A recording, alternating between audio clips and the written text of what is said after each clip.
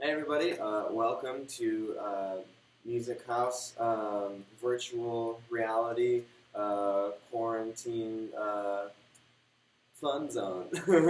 um, we are going to be teaching classes online for the foreseeable future, and we want to make sure that you are not missing out on all of the high quality music education that you would be getting if you were in school, and hopefully, if we play our cards right, we can come out of this thing even better musicians than we were before. And I know I'm going to be practicing a whole lot. We're all sheltered in place, staying safe in our homes, and um, that I hope you practice along with me. We're doing a new thing that's the 25 days of practice. If you make sure that you're practicing every single day and make sure that you're keeping up with all of the lessons that we're putting up online here, then you'll be recognized for all of your hard work at the end of this thing. And I know I'm going to be practicing, so let's see if you can do better than me, Um, so this being our first episode together, we're going to treat this more so as like a warm-up kind of activity and a way to kind of just get acquainted with our new way of learning and get acquainted with playing along with me, getting acquainted with kind of almost in a certain sense being your own teacher, because that's kind of something that is really important to do in a time like this, because we can't really gather in groups as we'd like to share our music with each other and get real-time feedback with each other. And so, we're going to be losing out a lot on our listening, especially listening to how we're blending with other instruments and making sure that, things are sounding good that way. But, I want to teach you how to teach yourself. I want to teach you how to be the musician that you want to be, and I think that hopefully through those videos we can do that. So to that end, I know that this is info that hopefully we all know very well by now, but I want to make sure, just again, because this is the first episode really, I want to make sure that we're all on the same page and starting with a clean slate almost. So we're going to learn how to put our saxophone together. I've been putting saxophones together since before you were born, and I can always still use a refresher. So we all know and love our favorites: the reed, the mouthpiece, and the ligature. Music wouldn't be possible without these things, right? So the first thing that we want to do when we're putting our saxophone together, always, always, always, is put your reed in your mouth. That is always step one for putting your instrument together and making sure that you're going to be starting off on the right foot and getting the sound that you want to. Is you want to have a reed that is properly soaked and will be ready to play when you are. So, you don't need to soak it for forever. A lot of people will go to great lengths to make sure their reeds are how they want them to be. Some people will put them in a tin with a pantyhose full of rock salt. I use a camping thermos full of half Listerine and half water for my baritone and tenor reeds, just because they're a lot bigger and they could benefit from a nice long soak. But these alto reeds, clarinet reeds, like, you're fine just putting them in your mouth. A real pro move that you can do, besides dropping all your instrument pieces, is if you can turn the reed around without touching it, just using your mouth, and that's how you know you're a true saxophonist. Okay, so check this out.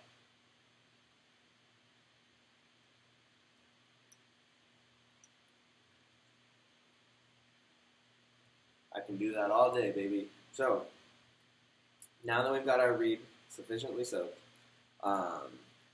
we want to make sure that it's in the right place on our mouthpiece. So you want it just below the tip of the reed, okay? Just like this. You can kind of see it. You press down, then that's how you know your reed is in the right place. So once you have your reed in the right place, then you put the ligature on with the screws facing outward away from the reed, just like this. You don't want to have it on top of the mouthpiece because that's just simply not where it goes. Other ligatures are different, obviously, but this is probably going to be the most common one that you encounter. And basically, you know if the ligature is in the right place, if this part of the reed feels nice and supported and secure. And a fun way that you can test this is you put the mouthpiece right on the palm of your hand like that, then suck all the air out,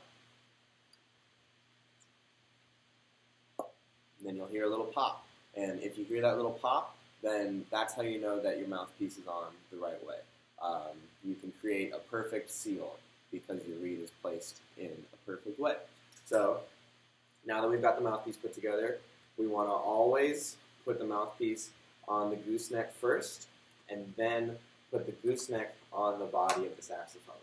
You know, you can adjust your mouthpiece a little bit, but trying to, like put the mouthpiece on the saxophone and just jam it in there while the gooseneck's in there can mess with these fragile little parts, okay? And we want to make sure that we're keeping our saxophone nice and safe because these are, really expensive and hard to fix equipment, and we want to play them forever.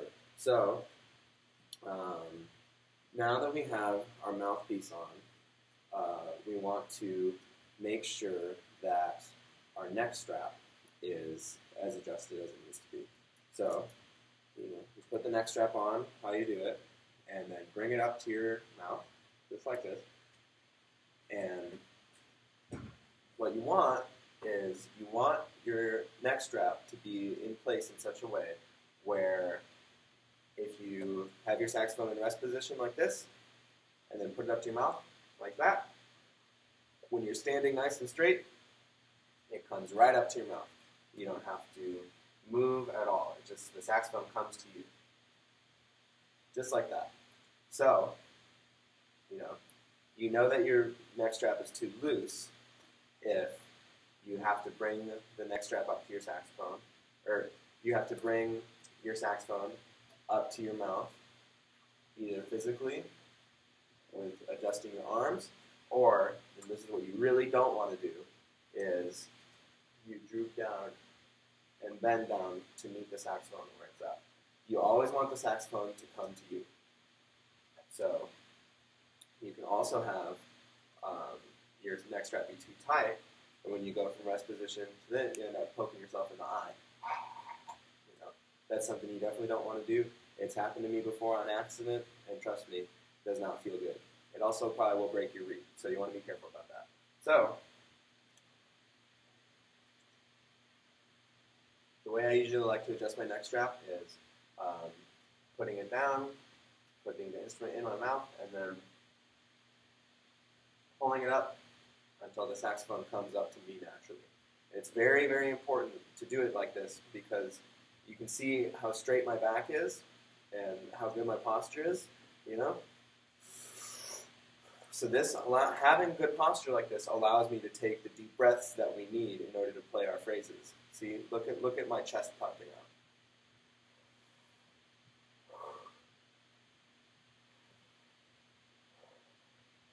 If we had everybody was slumped down like this, try to look and see how much my chest pops out now.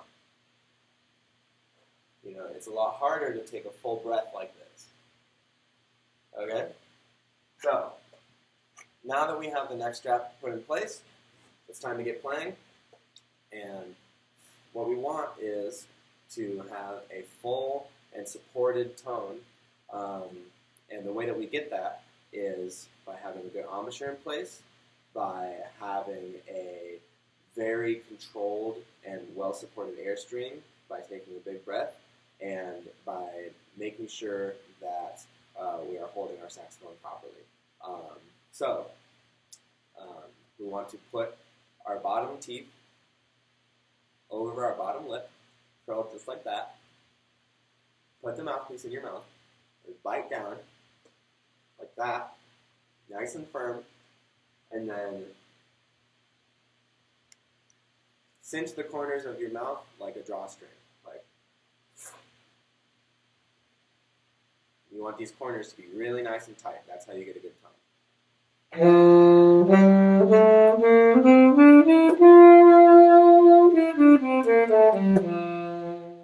So, now that we're playing with a good tone, with our nice and firm supported embouchure, let's go through our warm-up that we do in class, just like how we normally do it. So, like I said, we need to teach each other how to do the teaching that we would be doing when we're all together. So we're not going to have myself or Mr. Trumbo counting along, right? So you need to get a metronome. You can just Google metronome, and it'll keep the beat for you, just like that. So we're going to do lines 1 through 10.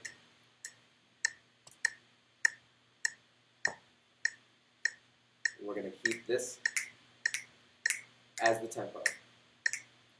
Okay? We're just going to go through it just how we do in class, okay? 1, 2, line 1, ready, play.